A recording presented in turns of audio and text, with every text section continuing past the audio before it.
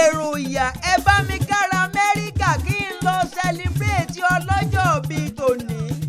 ọkọ̀ ojú omi ní káwọ̀ ní àbí dánfó, ọ̀kadà ní kágbé ní àbí aeroplane. Ọmọlọ́lá Oyinkanṣọ́lá Ọlọ́run ní ìṣọmọ. Ọmọlọ́lá Oyinkanṣọ́lá kórè jẹ́ kó pẹ́ láyé. Pẹ́ńpẹ́ jẹ́kẹ́ òrìbìtì bó ń gbọ́ ọlọ́jọ́ ìbí bẹ̀rẹ̀ kó o mú jójó. Ó ti pẹ́ tí mo ti ń sọ pé borí ẹni bá ká dún wọ́n tó kẹ́ni kó máa dúpẹ́ jọjọ. Tẹ̀bí tara ẹ̀ ń gbọ́ ó yẹ ká pọ̀ Ọbańlá Akéwì kó wá forí ewì sẹlibrétì ẹ̀ lára ọ̀tọ̀.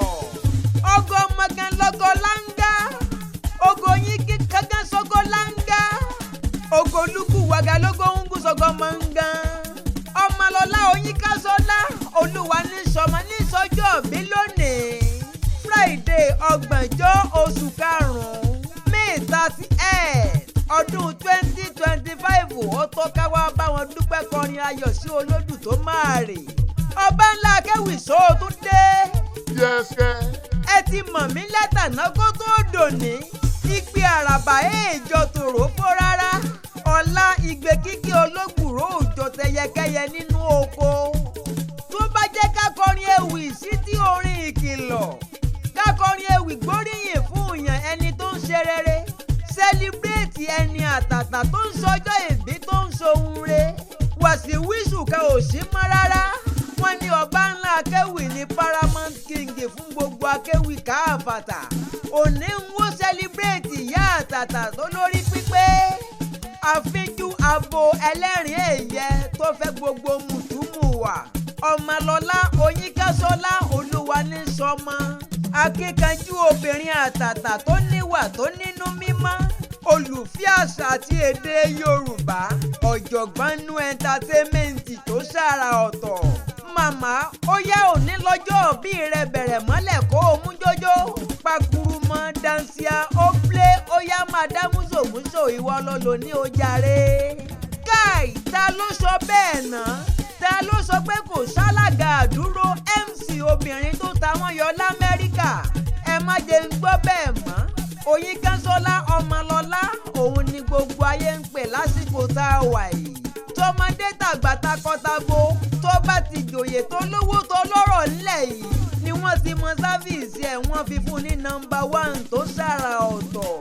Ẹ̀yin fẹ́ ṣègbéyàwó ẹ fẹ́ sílé, ẹ fẹ́ ṣe birthday graduation lẹ́yìn fẹ́ ṣe. Oyinkanṣọ́lá ni kẹ́ ẹ máa pè ó gbajúgbajà bí ìsáná ẹlẹ́ta. Ayé mọ̀ bí owó ó dàbí fesibúùkù. Orí gbogbo digital platform ni a wà pátápátá. Bẹ́ẹ̀ dé YouTube wọ́n wà ń bẹ̀. Bẹ́ẹ̀ dé Instagram wọ́n wà ń bẹ̀. TikTok, Facebook, WhatsApp TV wọ́n wà ń bẹ̀.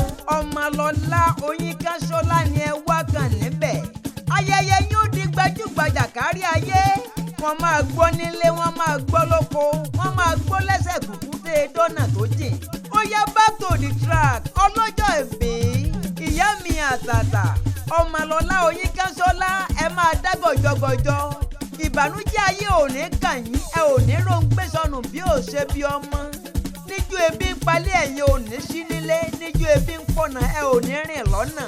Ẹ sọdún èyí tán kórí jẹ́ ká ẹ ṣe púpọ̀ sí i. Àṣèyí ṣàmọ́dún o láṣẹ Elédù tó máa rè. Ébà ọmọ rí gbàdòdò ń gbàdòdò ń gbà. Ẹ̀yin níta ló ń kéwì fọ́lọ́jọ́ ìbí. Àfin ti di gbajúgbajà lọ́jà kò ní ìdí introduction mọ́ rárá. Ó dáa bẹ́ ò merinṣẹ́ ògbóhùn erin ni ẹ ò mọ̀ṣá ẹ ò jíyọ lọ́bẹ̀ ń dán. Ààrẹ agbáṣàga amúlùúdùn àtọpinpin lèmi ń jẹ́ o. Ọbańlá Akéwì tó ń ṣojú mẹ̀kúnnù lọ́dọ̀ ìjọba. Jagunlabi Gbàǹkọ́gbìn ló ń bọ́ lọ́wọ́lọ́wọ́. Akékaka lójú ọlọ́rọ̀ bá jàyà lólo. Ẹni jẹ́ ń kọminú ẹ̀ tí ò kọminú baba ńlá. Bàkúbà.